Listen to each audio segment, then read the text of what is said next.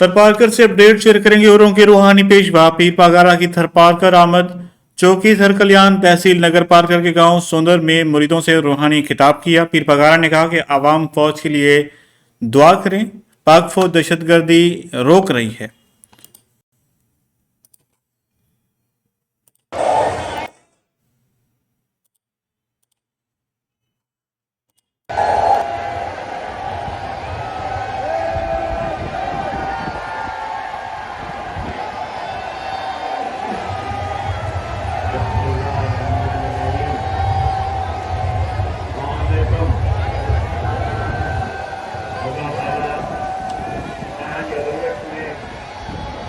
में बरकत अता फरमाए।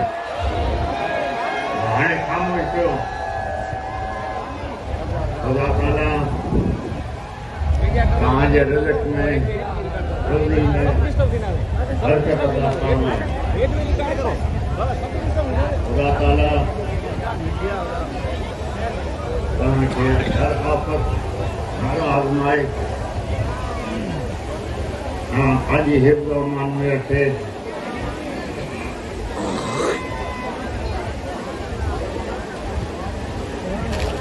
ये तो मां हमेशा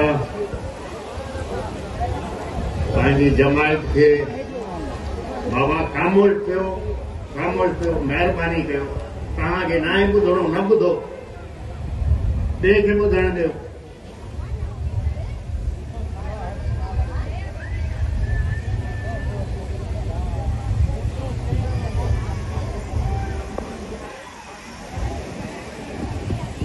जंहिंखे पंहिंजी नियाणियूं पढ़ाइणियूं आहिनि उहो मूंखे ॿुधनि, जो ॼट रहणु चाहिनि था ॼट रहनि।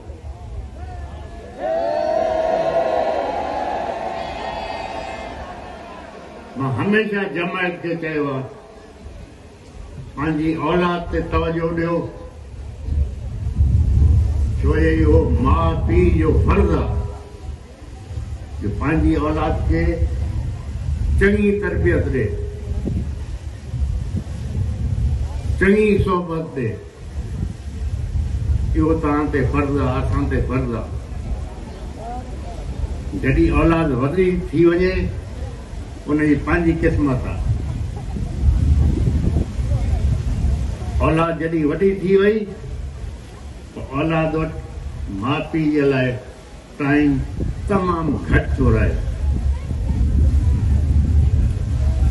मूंखे तमामु ख़ुशी थी आहे इन दफ़े मां जमायत में आयो आहियां। मूंखे ख़बर पई नियाणियुनि सां मिलियो आहियां, चङो पढ़नि पियूं, कामयाब पियूं थियनि।